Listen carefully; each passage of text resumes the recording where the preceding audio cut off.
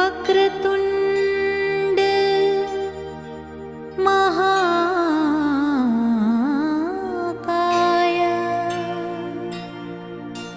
सूर्यकोटि समप्रभा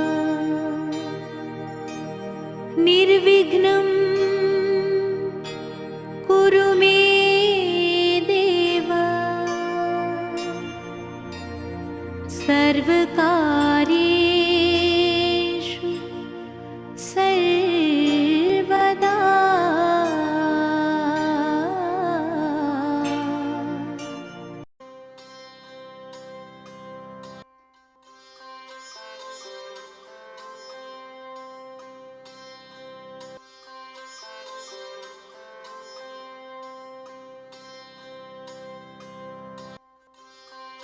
Good morning students, I am Simran Sharma. Today we are going to study class 12 Business Studies and Management Chapter 1 Nature and Significance of Management. So बच्चों, management को समझने से पहले हमें management क्या है ये जानना बहुत ज़रूरी है। तो आइए इसे एक एग्जाम्पल के ज़रिए समझते हैं। यहाँ एक बच्चा है जिसको एक क्वेश्चन है, वो फ़ोन में ऑनलाइन क्लासेस भी करना चाहता है, वो खेलना भी चाहता है, वो पढ़ाई भी करना चाहता है और वो अपने फैमिली गैदरिंग्स में भी जाना चाहता है। तो उसके दिमाग में एक क्वेश्चन है कि वो हर कुछ काम करना चाहता है लेकिन वो उसे सही ढंग से यानी कि प्रॉपरली कर नहीं पाता है। तो वो बच्चा अपने दोस्त के पास जाता है और उसे पूछता है, क्या भाई मैं ऐसा क्या करूं जो मेरा टाइम मैनेज हो। तो उसका दोस्त उसको आंसर देता है कि तुझे मैनेजमेंट स्किल सीखने की ज़रूरत है। जब हम किसी चीज़ को मैनेजमेंट करना सीख जाते हैं, किसी एक चीज़ को मैनेज करने का तरीका सीख जाते हैं, तब हम उसको मैनेजमेंट कर सकते हैं। तो मैनेजमेंट का मतलब होता है कि हम जब किसी भी चीज़ को किसी भी ऑर्गेनाइजेशन में सही ढंग से मैनेज करते हैं तो उसे हम मैनेजमेंट बोलते हैं। लेकिन सवाल ये उठता है कि क्या मैनेजमेंट हर जगह ज़रूरी है? जी हाँ, बिल्कुल। मैनेजमेंट की ज़रूरत हर एक ऑर्गेनाइजेशन में होती है, starting from small organisation to big organisation including profit and non profit organisations also. अब आइए जानते हैं मैनेजमेंट का बुकिश थ्योरी नॉलेज। अब पहला पॉइंट है, management is essential for all organisation, big और small, profit or non-profit, service or manufacturing, is necessary so that individual make their best contribution towards group objectives। यहाँ ये बोलना चाहता है कि जो मैनेजमेंट है वो हर ऑर्गेनाइजेशन में यूजफुल होता है, चाहे वो बड़ा ऑर्गेनाइजेशन हो चाहे वो छोटा ऑर्गेनाइजेशन हो। फॉर सपोज आप इसको एक एग्जाम्पल के जरिए समझ सकते हैं। देखिए, अगर हम बात करें एक छोटे से किराने की दुकान की या ग्रोसरी शॉप की, तो हमें उसमें भी मैनेजमेंट की ज़रूरत पड़ती है। और अगर हम बात करें एक बड़े से बड़े ऑटोमोबाइल सेक्टर कंपनी की, तो हमें उसमें भी मैनेजमेंट की ज़रूरत पड़ती है। अगर हम बात करें प्रॉफिट और नॉन प्रॉफिट सेक्टर की, तो बच्चों प्रॉफिट सेक्टर यानी कि हमारा बिजनेस, उसमें तो हमें मैनेजमेंट की ज़रूरत पड़ती ही पड़ती है। साथ ही नॉन प्रॉफिट ऑर्गेनाइजेशन, जैसे कि हम इसका सबसे अच्छा एग्जाम्पल ले सकते हैं ऑर्फनेज यानी कि अनाथ आश्रम या कोई भी चैरिटेबल ट्रस्ट, जिसमें हमें मैनेजमेंट की ज़रूरत पड़ती ही पड़ती है। कोई सर्विस सेक्टर हो गया, आपको अच्छे से पता है कि सर्विस सेक्टर का मतलब होता है बैंक्स, हॉस्पिटल्स, कोई एजुकेशनल इंस्टीट्यूशंस, तो ये सारे आपके सर्विस सेक्टर है। इन सब जगहों पर भी हमें मैनेजमेंट की ज़रूरत पड़ती है। मैन्युफैक्चरिंग यूनिट यानी कि आयरन एंड स्टील कंपनी या फिर कोई टेक्सटाइल इंडस्ट्री, इन सब जगहों पर भी हमें मैनेजमेंट की ज़रूरत पड़ती है। तो मैनेजमेंट हर एक जगह, हर एक ऑर्गेनाइजेशन में इतना नेसेसरी है ताकि हम अपने ग्रुप ऑब्जेक्टिव को अचीव कर सके। अब सवाल ये पैदा होता है कि ग्रुप ऑब्जेक्टिव का मतलब क्या है। तो बच्चों, एक ऑर्गेनाइजेशन में कभी भी एक जन काम नहीं करता, हमेशा एक मैनेजर होता है, बाकी सब उस कंपनी में काम कर रहे होते हैं। तो जब सब काम करते हैं तो उनका एक ही ऑब्जेक्टिव होना चाहिए, मैनेजमेंट का गोल अचीव करना, उसको प्रॉफिट के रास्ते में लेकर जाना। नेक्स्ट पॉइंट है managers take decision as to who will do what, when they will do it and what resources they will use। इसका मतलब ये है कि जो कंपनी को चलाता है यानी कि जो मैनेजमेंट करता है उसे हम मैनेजर बोलते हैं। तो किसी भी कंपनी को चलाने के लिए एक मैनेजर की बहुत ज़्यादा ज़रूरत होती है। और इस मैनेजर का क्या काम होता है बच्चों? डिसीजन लेना।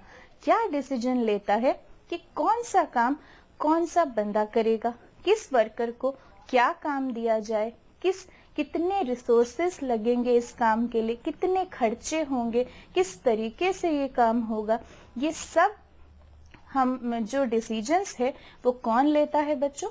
वो मैनेजर्स लेता है। सो इन सम टोटल हमें ये पता चला कि management is nothing but it is the art of getting things done through others and it is needed at all levels of management। अब आइए जानते हैं कि मैनेजमेंट के डेफिनेशंस क्या है। डेफिनेशंस का मतलब होता है कि बाकी सब ऑथर्स ने, डिफरेंट ऑथर ने मैनेजमेंट की अलग अलग राय बनाई है। जैसे फॉर एग्जाम्पल, हम जब बहुत सारे दोस्त बैठकर बातें करते हैं किसी एक टॉपिक पर, तो सबकी अलग अलग ओपिनियंस होते हैं लेकिन बात एक ही हो रही होती है। ठीक उसी तरह मैनेजमेंट को भी बहुत सारे ऑथर्स ने डिस्क्राइब किया है अपने अपने लैंग्वेज में। पहले जो हमारे ऑथर हैं वो है हैरोल्ड कुंज। उनके हिसाब से मैनेजमेंट का मतलब क्या है? Management is the process of designing and maintaining an environment in which individual working together in groups and efficiently accomplished the selected aims। इसका क्या मतलब है? हेरल्ड के हिसाब से मैनेजमेंट एक ऐसा प्रोसेस है जिसमें कि एक ऑर्गेनाइजेशन को इस तरीके से डिजाइन किया जाना चाहिए, इस तरीके से मेंटेन किया जाना चाहिए ताकि वहां पर जो काम कर रहे हैं वो ग्रुप में काम करे और इतना एफिशिएंटली यानी कि इतने अच्छे से काम करे कि हम जो ऑर्गेनाइजेशन का एम है वो हम मिलकर अचीव कर सके। नेक्स्ट है F.W. टेलर। उनके हिसाब से management is the art of knowing what you want to do and seeing that they do in the best and the cheapest way। So F.W. Taylor के हिसाब से मैनेजमेंट जो है वो एक आर्ट है, एक कला है किसको जानने का, कि हम अपने काम को अपने ऑर्गेनाइजेशन में हम जो मैनेजमेंट कर रहे हैं वो कितने बेस्ट तरीके से, कितने कम रिसोर्सेस, कम खर्चे में, चीपेस्ट वे में कर सके। सो हमारा जो मैनेजमेंट है बिजनेस का वो यही हमें सिखाता है कि कम कॉस्ट में हम किस तरीके से ज़्यादा प्रॉफिट कमाएं। नेक्स्ट हम लोग चलते हैं इफेक्टिवनेस एंड एफिशिएंसी का मतलब जानने में। ठीक है, सो बहुत से बच्चे इफेक्टिवनेस और एफिशिएंसी में कंफ्यूज हो जाते हैं। तो आइए जानते हैं एक एग्जाम्पल के जरिए। एक जो पहले वाला बच्चा है वो क्या बोलता है कि I will complete this job in 2 hours and efficiency में जो बच्चा है वो बोलता है कि I will complete this job with minimal resources. तो जो पहले वाला बच्चा है वो बोलता है कि मैं एक मिनिमम टाइम में अपना काम कर लूंगा, जो कि वो बोलता है कि मैं 2 घंटे में अपना काम खत्म कर लूंगा। और एफिशिएंसी में वो क्या बोल रहा है, I will complete this job with minimal resources, मतलब कम से कम रिसोर्सेस को मैं अच्छी तरीके से यूज करके मैं अपना जॉब खत्म कर लूंगा। अब इस एग्जाम्पल को नीचे लिखे डिफरेंस के साथ जानते हैं। Difference between effectiveness and efficiency.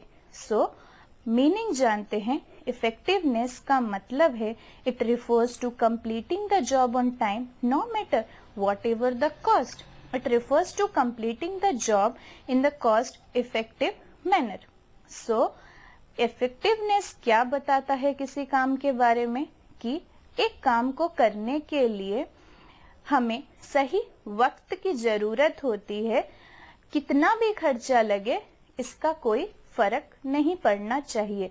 वहीं दूसरी तरफ एफिशिएंसी के हिसाब से जो जॉब है वो बिल्कुल कॉस्ट इफेक्टिव होनी चाहिए, यानी कि पैसे हमें देखकर यूज करनी चाहिए, रिसोर्सेस हमें देखकर यूज करनी चाहिए। इफेक्टिवनेस का मेन ऑब्जेक्टिव है कि किस तरीके से एक फिक्स्ड टाइम में हम उस रिजल्ट को अचीव कर सके, और एफिशिएंसी का मेन ऑब्जेक्टिव होता है कि किस तरीके से हमारे ऑर्गेनाइजेशन को कम से कम खर्चा हो। मेन कंसिडरेशन इफेक्टिवनेस में टाइम को दिया जाता है और एफिशिएंसी में मेन कंसिडरेशन कॉस्ट को दिया जाता है। अब इफेक्टिवनेस और एफिशिएंसी को समझने के लिए आपको एक मैं एग्जाम्पल देती हूँ कि मान लीजिए आपको एक कोई प्रोजेक्ट बनाना है, ठीक है, तो आपने डिसाइड कर लिया कि मुझे 2 घंटे में ही प्रोजेक्ट बनाना है और आपने उस प्रोजेक्ट को 2 घंटे में खत्म भी कर लिया, तो वो आपका इफेक्टिवनेस होगा। लेकिन उसी प्रोडक्ट को अगर आप कम से कम खर्च लगाकर, भले ही जितना वक्त लगे आपको, लेकिन अगर आप पैसों को ध्यान में रख के उस प्रोजेक्ट को बनाते तो वो आपका एफिशिएंसी होता। सो इन सम टोटल अगर मैं इफेक्टिवनेस और एफिशिएंसी का मतलब आपको बताना चाहूँ तो इफेक्टिवनेस बस टाइम पे फोकस करता है, उसका कॉस्ट यानी कि पैसों से कोई लेना देना नहीं है। और एफिशिएंसी का मतलब होता है कि हम किस तरीके से अपने ऑर्गेनाइजेशन में ज्यादा से ज्यादा प्रॉफिट कमाएं, किस तरीके से रिसोर्सेस को अच्छे से यूटिलाइज करके अपने पूरे ऑर्गेनाइजेशन को मैनेज करें। सो स्टूडेंट्स, आज के लिए हम यहीं तक पढ़ते हैं। बाकी के जो कैरेक्टरिस्टिक्स ऑफ मैनेजमेंट है वो हम आने वाले नेक्स्ट क्लास में पढ़ेंगे।